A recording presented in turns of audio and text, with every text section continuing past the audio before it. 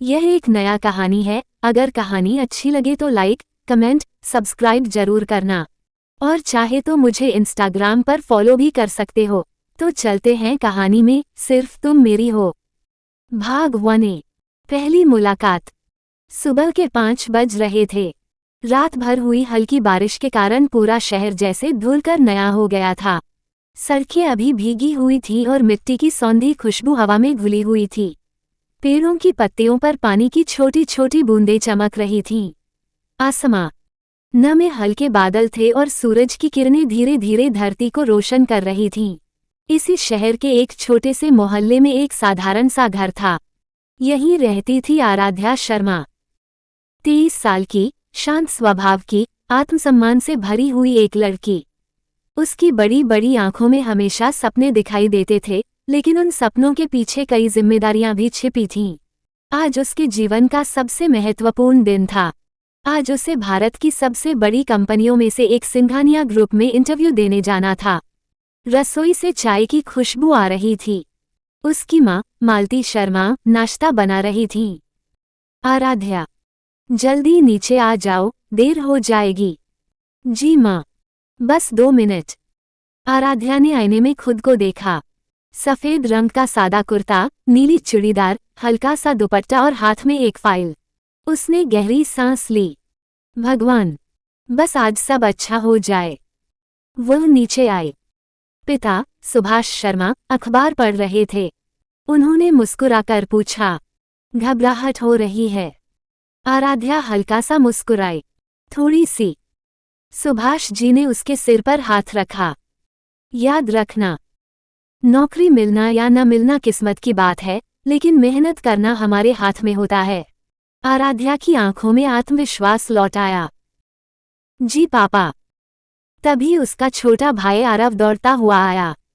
दीदी, आज नौकरी पक्की है। वापस आते समय मेरे लिए चॉकलेट लाना मत भूलना। आराध्या हंस पड़ी। अगर नौकरी मिल गई तो पूरी दुकान खरीद दूंगी। घर में कुछ पल के लिए हंसी गूंज उठी। नाश्ता खत्म करके उसने सबका आशीर्वाद लिया और घर से निकल गई। उधर शहर के सबसे आलीशान इलाके में बना हुआ था द सिंघानिया पैलेस। एक ऐसा महल जिसकी भव्यता दूर से ही लोगों का ध्यान खींच लेती थी। अंदर हर चीज शाही अंदाज में सजी हुई थी।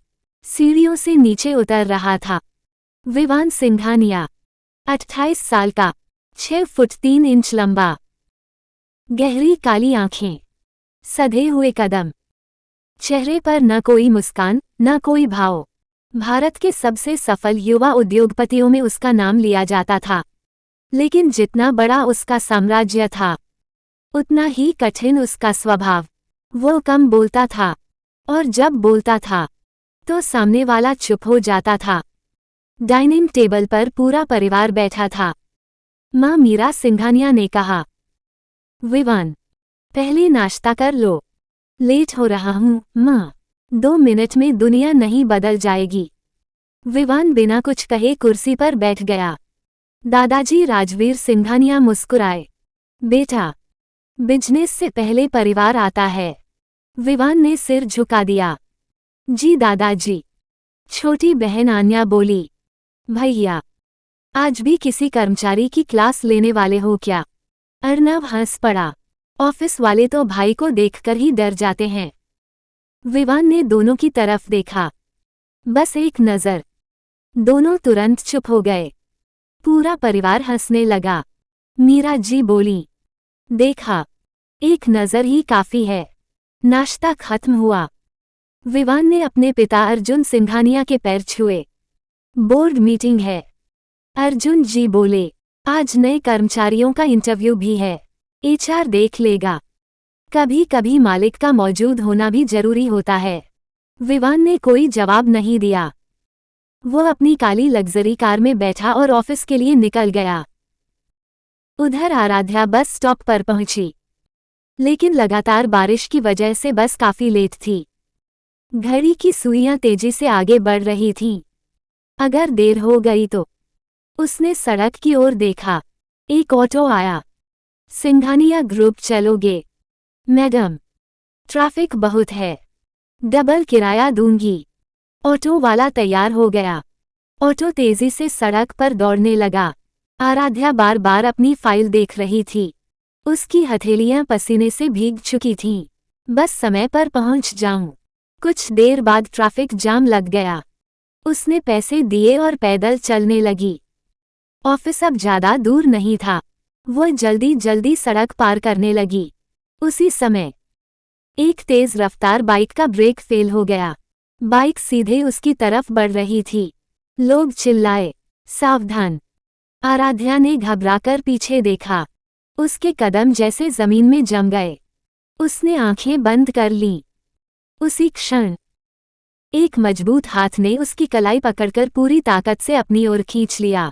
अगले ही पल वो किसी की बाहों में थी। कुछ सेकंड तक समय जैसे थम गया।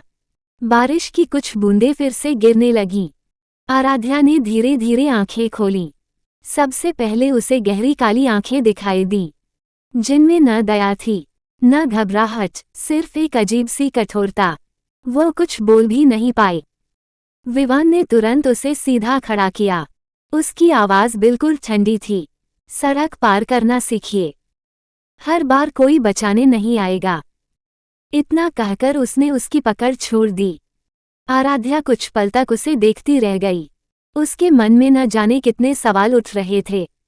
ये आदमी कौन था? विवान बिना पीछे देखे अपनी कार की ओर बढ़ा। ड्राइवर ने दरवाज़ा खोला। वह कार में बैठा और कुछ ही सेकंड में कार वहां से निकल गई। आराध्या बस दूर जाती हुई उस काली कार को देखती रह गई। उसे बिल्कुल भी अंदाजा नहीं था कि अभी जिस इंसान से उसकी मुलाकात हुई है, वही कुछ दिनों बाद उसकी जिंदगी का सबसे बड़ा तूफान बनने वाला है। लेकिन उन दोनों को ये भी नहीं पता था कि सड़क के दूसरी तरफ खड़ा एक आदमी यह सब अपने मोबाइल में रिकॉर्ड कर चुका था। उसने वीडियो किसी अज्ञात नंबर पर भेजा। कुछ ही सेकंड बाद उधर से एक जवाब आया, क्या दोनों एक दूसरे से मिल चुके हैं? उस आदमी ने केवल एक लाइन लिखी, हाँ, पहली मुलाकात हो चुकी है, अब खेल शुरू होगा। उस मैसेज को पढ़ते ही सामने वाले ने केवल एक शब्द भेजा, नजर रखना। और यहीं से दो अनजान जिंदगियों की कहानी ने एक ऐसा मोड़ लिया जिसका अंजाम कोई नहीं जानता था। सिर्फ तुम मेरी हो। भाग 2। अदृश्य डोर। अगली सुबह सूरज की पहली किरणें अभी अभी शहर की ऊंची इमारतों पर पड़नी शुरू हुई थीं। हल्की ठंडी हवा चल रही थी। रात की बारिश के बाद मौसम बेहद सुहावना था। लेकिन आराध्या शर्मा के दिल की धड़कनें किसी तूफान से कम नहीं थीं। आज उसकी जिंदगी का एक नया अध्याय शुरू होने वाला था। उसने समय से काफी पहले घर से निकलना ही ठीक समझा। माँ ने जाते जाते उसके माथे पर हाथ फेरते हुए कहा, डरना मत बेटा, खुद पर भरोसा रखना। आराध्या मुस्कुराई। जी माँ। पिता ने आशीर्वाद दिया और छोटा भाई हंसते हुए बोला, दीदी, आज मिठाई लेकर ही वापस आना। आराध्या ने मुस्कुराकर सिर हिलाया और घर से निकल गई। करीब 1 घंटे बाद उसके सामने खड़ी थी भारत की सबसे प्रतिष्ठित कंपनियों में से एक, सिंघानिया ग्रुप का मुख्यालय। पूरी इमारत शीशे से बनी हुई थी। सुबह की धूप उस पर पड़कर उसे किसी महल जैसा चमका रही थी। अंदर आते जाते कर्मचारियों के चेहरे पर अनुशासन साफ दिखाई देता था। आराध्या ने एक गहरी सांस ली। यही है मेरी नई शुरुआत। वो रिसेप्शन तक पहुंची। गुड मॉर्निंग मैम, इंटरव्यू के लिए आई हूँ। रिसेप्शनिस्ट ने मुस्कुराकर उसका नाम देखा और बोली, मैम, आपका अंतिम इंटरव्यू कंपनी के मैनेजिंग डायरेक्टर खुद लेंगे। कृपया 10वीं मंजिल पर जाइए। ये सुनकर आराध्या थोड़ा घबरा गई। कंपनी के एमडी खुद। उसने खुद को संभाला और लिफ्ट में चढ़ गई। हर मंजिल के साथ उसकी धड़कनें तेज होती जा रही थीं। आखिरकार लिफ्ट रुकी। सामने सुनहरे अक्षरों में लिखा था, मैनेजिंग डायरेक्टर। उसने धीरे से दरवाजे पर दस्तक दी। मे आई कम इन, सर? अंदर से गंभीर आवाज आई, कम इन। आराध्या ने दरवाजा खोला और अगले ही पल उसके कदम वहीं रुक गए। सामने कुर्सी पर बैठा वही व्यक्ति था। जिसने कल सड़क पर उसकी जान बचाई थी। विवान सिंघानिया। एक पल के लिए दोनों की नजरें मिलीं। विवान भी उसे पहचान गया, लेकिन उसके चेहरे पर जरा भी हैरानी नहीं आई, जैसे कल कुछ हुआ ही न हो। उसने शांत स्वर में कहा, बैठ जाइए। आराध्या चुपचाप बैठ गई। कमरे में कुछ सेकंड तक सन्नाटा छाया रहा। फिर विवान ने उसके दस्तावेज उठाए। आराध्या शर्मा। जी सर। एमबीए, अच्छे अंक, और कॉलेज प्रोजेक्ट में गोल्ड मेडल। जी। उसने बिना समय गंवाए सवाल पूछने शुरू किए। अगर आपको एक साथ 3 बड़े प्रोजेक्ट संभालने पड़े तो प्राथमिकता कैसे तय करेगी? आराध्या ने बिना घबराए विस्तार से उत्तर दिया। दूसरा सवाल, तीसरा, चौथा। हर सवाल पहले से कठिन था, लेकिन हर बार आराध्या ने पूरे आत्मविश्वास से जवाब दिया। विवान लगातार उसे देख रहा था। उसने एक भी बार बेवजह तारीफ नहीं की, न ही कोई निजी सवाल पूछा। उसके लिए इस समय केवल योग्यता मायने रखती थी। करीब 20 मिनट बाद विवान ने फाइल बंद कर दी। कमरे में फिर सन्नाटा छा गया। आराध्या की सांसें तेज हो गईं। उसे समझ नहीं आ रहा था कि फैसला क्या होगा।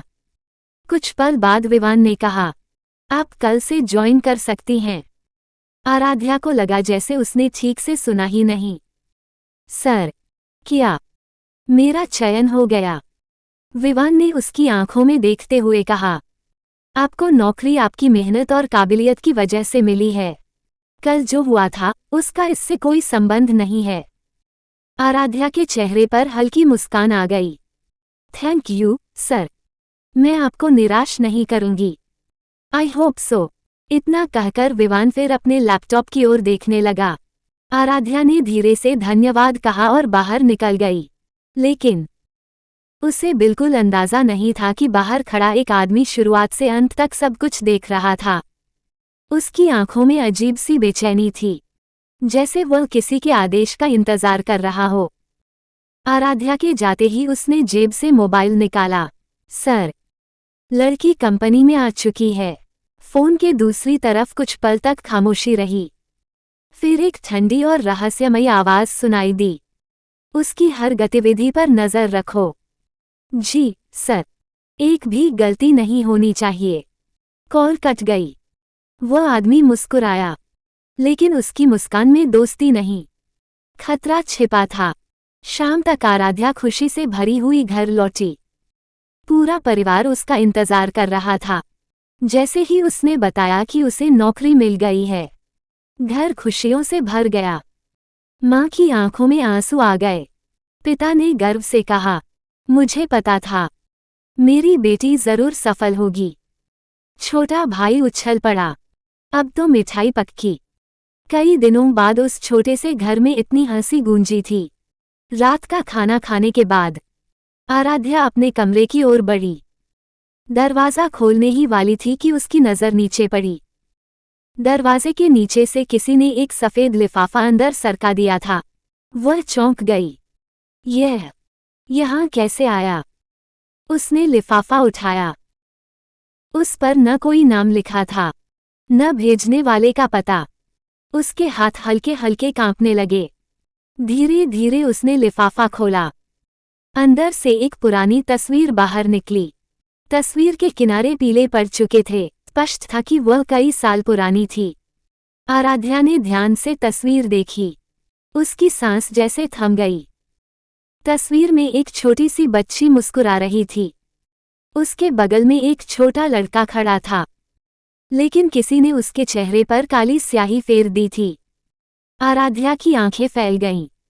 वो बच्ची कोई और नहीं, वो खुद थी। उसके हाथ कांपने लगे। उसने तस्वीर पलटी। पीछे सिर्फ एक पंक्ति लिखी थी, जिस दिन सच जानोगी, उसी दिन तुम्हारी पूरी दुनिया बदल जाएगी।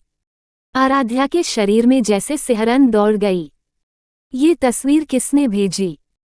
और उस लड़के का चेहरा क्यों मिटाया गया? उसी समय उसके कमरे की खिड़की के बाहर किसी की परछाई कुछ सेकंड के लिए दिखाई दी। और अगले ही पल अंधेरे में गायब हो गई। आराध्या डरकर खिड़की की ओर दौड़ी, लेकिन बाहर कोई नहीं था। सिर्फ ठंडी हवा चल रही थी और दूर कहीं कुत्तों के भौंकने की आवाज गूंज रही थी। उसे बिल्कुल एहसास नहीं था कि उसके अतीत का बंद दरवाजा धीरे धीरे खुलना शुरू हो चुका था। सिर्फ तुम मेरी हो। भाग 3। अतीत की परछाइयां। रात के 2 बज चुके थे। पूरा शहर गहरी नींद में डूबा हुआ था। बाहर हल्की हवा चल रही थी। खिड़की के शीशों से टकराती हवा की आवाज कमरे के सन्नाटे को और गहरा कर रही थी। लेकिन आराध्या शर्मा की आंखों में नींद का नामोनिशान नहीं था। वो कई घंटों से अपने बिस्तर पर बैठी उसी पुरानी तस्वीर को देख रही थी। बार बार, फिर बार बार। तस्वीर में मुस्कुराती हुई छोटी सी बच्ची को पहचानने में उसे जरा भी मुश्किल नहीं हुई। वह बच्ची वही थी, आराध्या। लेकिन उसके बगल में खड़ा वह छोटा लड़का कौन था? और सबसे बड़ा सवाल, उसके चेहरे पर किसी ने काली स्याही क्यों फेर दी थी? उसने तस्वीर को सीने से लगाया और धीरे से फुसफुसाए, तुम कौन हो? और मुझसे तुम्हारा क्या रिश्ता था? कोई जवाब नहीं मिला। सिर्फ कमरे में पसरा हुआ सन्नाटा और दिल की बढ़ती हुई धड़कनें। सुबह होने तक वह एक पल भी सो नहीं सकी। अगली सुबह रसोई में चाय बन रही थी। माँ मालती शर्मा हमेशा की तरह घर के कामों में लगी थीं। आराध्या धीरे धीरे उनके पास आई। उसके हाथ में वही पुरानी तस्वीर थी। माँ, मालती जी ने मुस्कुराकर उसकी तरफ देखा। क्या हुआ बेटा? आराध्या ने तस्वीर उनकी ओर बढ़ा दी। ये तस्वीर कल रात मेरे कमरे के बाहर मिली। जैसे ही मालती जी की नज़र तस्वीर पर पड़ी, उनके चेहरे का रंग उड़ गया। हाथ हल्का सा कांप उठा। कुछ पल तक वह तस्वीर को देखती ही रह गईं। उनकी आंखों में एक ऐसा डर था जो आराध्या ने पहले कभी नहीं देखा था। ये तस्वीर तुम्हें कहाँ मिली? दरवाजे के नीचे एक सफ़ेद लिफाफे में रखी थी। मालती जी कुछ क्षण तक बिल्कुल चुप रहीं। फिर उन्होंने गहरी सांस ली और तस्वीर वापस उसकी ओर बढ़ा दी। इसे फेंक दो। आराध्या चौंक गई। लेकिन क्यों माँ? पुरानी बातों को याद करने से कुछ नहीं मिलता, पर इस तस्वीर में जो लड़का है, बस। मालती जी की आवाज़ पहली बार इतनी कठोर हो गई। अब इस बारे में कोई बात नहीं होगी। इतना कहकर वह रसोई से बाहर चली गईं। आराध्या उन्हें जाते हुए देखती रह गई। आज उसे पूरा यकीन हो गया था, उसकी माँ उससे कोई बहुत बड़ा सच छिपा रही थी। और शायद उस सच का रिश्ता उसी तस्वीर से था। उधर सिंघानिया ग्रुप के मुख्यालय की सबसे ऊपरी मंजिल पर बने अपने विशाल केबिन में विवान सिंघानिया अकेला बैठा था। उसके सामने मेज पर एक पुरानी फाइल खुली हुई थी। वह धीरे धीरे उसके पन्ने पलट रहा था। फाइल के बीचों बीच रखी थी एक पुरानी तस्वीर। विवान की उंगलियां तस्वीर पर ठहर गईं। उस तस्वीर में भी एक छोटी सी लड़की थी और उसके साथ खड़ा एक छोटा लड़का। इस तस्वीर में दोनों के चेहरे साफ दिखाई दे रहे थे। विवान ने लड़की की तस्वीर पर उंगली फेरते हुए बहुत धीमी आवाज में कहा, इतने साल बीत गए, क्या सचमुच सब फिर से शुरू होने वाला है? उसकी कठोर आंखों में पहली बार एक अनकहा दर्द दिखाई दिया। उसी समय उसका मोबाइल बज उठा। स्क्रीन पर लिखा था, दादाजी। विवान ने तुरंत कॉल रिसीव की। जी दादाजी। दूसरी तरफ से गंभीर आवाज आई, आज शाम जल्दी घर आ जाना। कोई खास बात है? हाँ। कुछ पल की खामोशी के बाद राजवीर सिंघानिया बोले, अब और देर नहीं की जा सकती।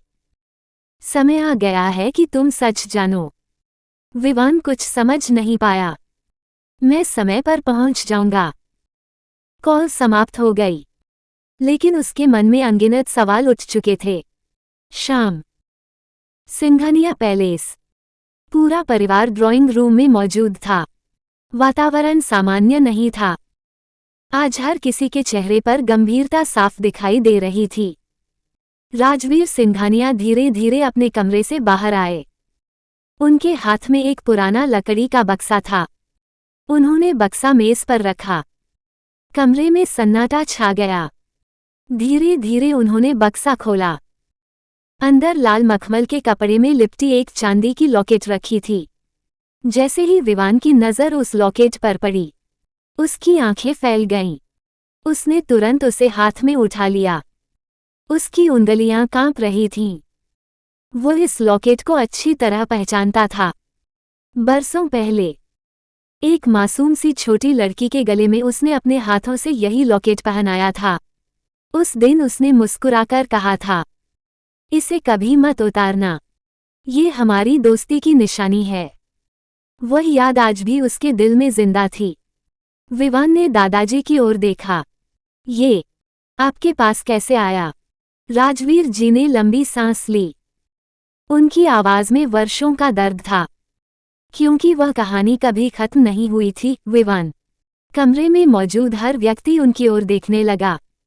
उन्होंने धीरे से कहा, जिस लड़की को तुमने सालों पहले खो दिया था, जिसे तुमने मृत समझ लिया था, वह जिंदा है। ये सुनते ही विवान के पैरों तले जमीन खिसक गई। क्या? उसकी आवाज कांप उठी। आप क्या कह रहे हैं दादाजी? राजवीर जी ने उसकी आंखों में देखते हुए कहा, वह लड़की अब बड़ी हो चुकी है और वो इस समय तुम्हारी ही कंपनी में काम कर रही है। एक पल में विवान के सामने एक चेहरा उभर आया। शांत आंखें, सादा मुस्कान, आत्मविश्वास से भरी आवाज। आराध्या शर्मा। उसका दिल जोर से धड़कने लगा। क्या ये सच हो सकता है?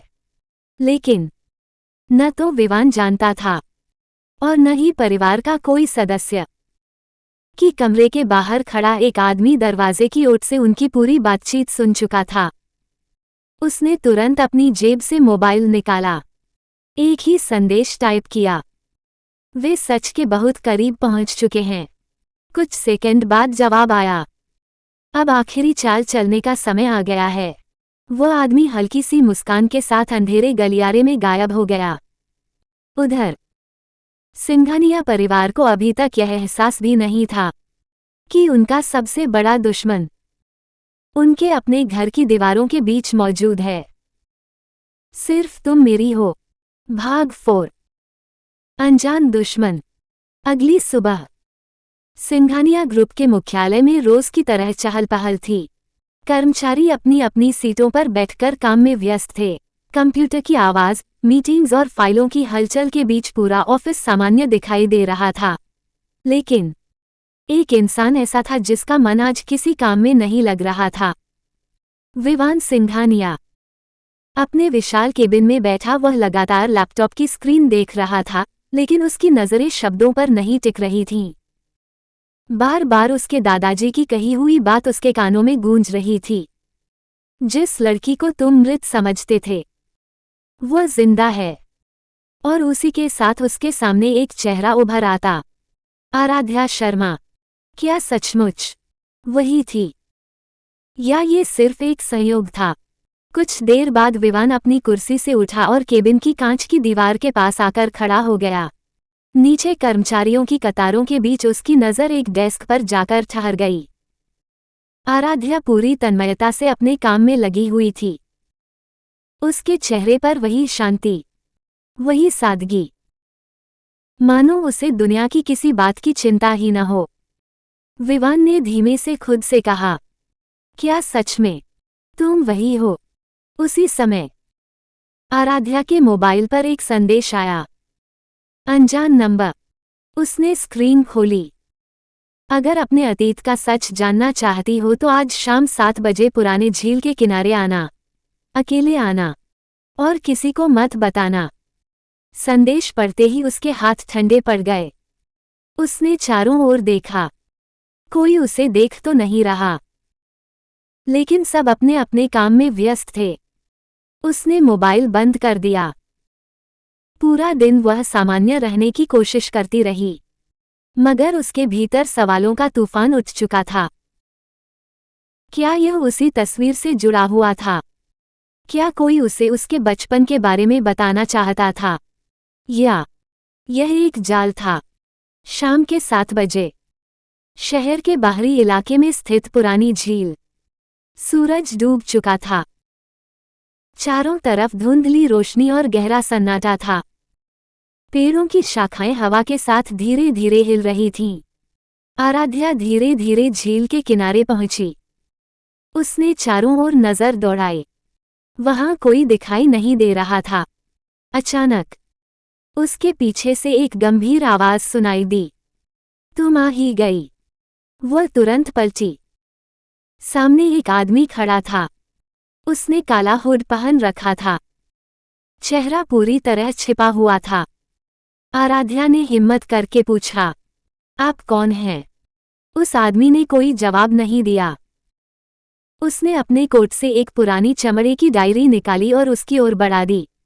इसे संभाल कर रखना। आराध्या ने कांपते हाथों से डायरी ले ली।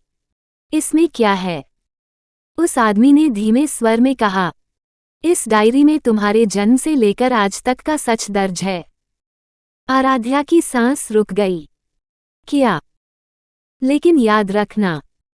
उसकी आवाज और गंभीर हो गई। हर कोई नहीं चाहता कि तुम्हें ये सच पता चले। इतना कहते ही दूर सड़क की तरफ से एक कार की तेज रोशनी झील के किनारे आकर रुकी। कुछ ही क्षण बाद अचानक अफरा तफरी मच गई। तेज आवाजें गूंजी। हुड पहने आदमी ने एक पल में स्थिति को समझ लिया। उसने बिना देर किए आराध्या को अपनी ओर से दूर धक्का दे दिया। आराध्या जमीन पर गिर पड़ी, लेकिन उसके हाथ से डायरी नहीं छूटी। अगले ही पल वो रहस्यमय आदमी लड़खड़ाकर घुटनों के बल बैठ गया। उसकी सांसें तेज चलने लगीं। आराध्या घबराकर उसकी ओर बढ़ी। आपको क्या हुआ? उसने बड़ी मुश्किल से अपना सिर उठाया। उसकी आवाज बेहद धीमी हो चुकी थी।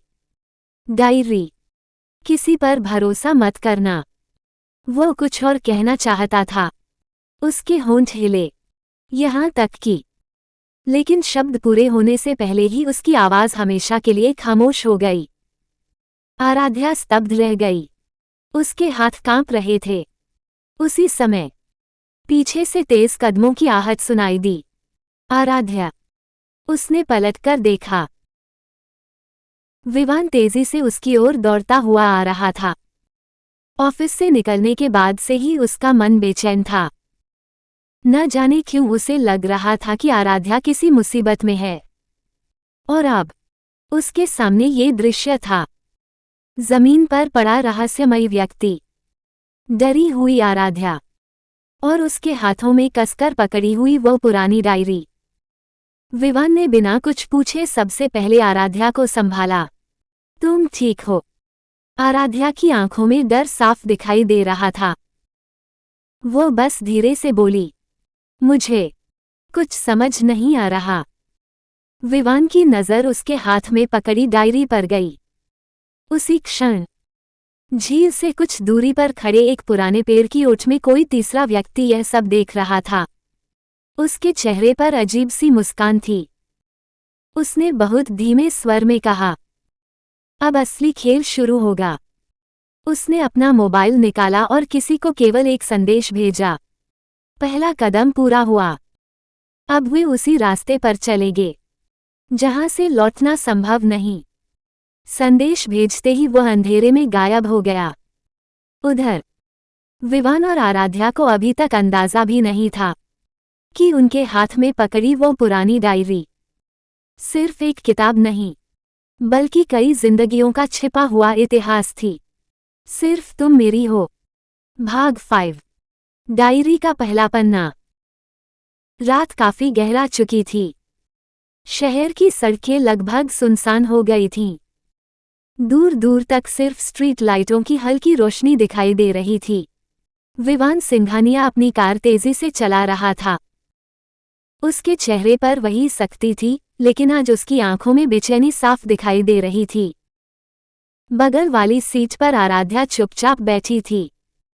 उसके दोनों हाथों में वही पुरानी डायरी थी, जिसे वह किसी भी कीमत पर छोड़ना नहीं चाहती थी। कुछ मिनट तक कार के अंदर पूरी तरह सन्नाटा छाया रहा। आखिरकार विवान ने बिना उसकी तरफ देखे पूछा, तुम ठीक हो? आराध्या ने धीरे से सिर हिलाया।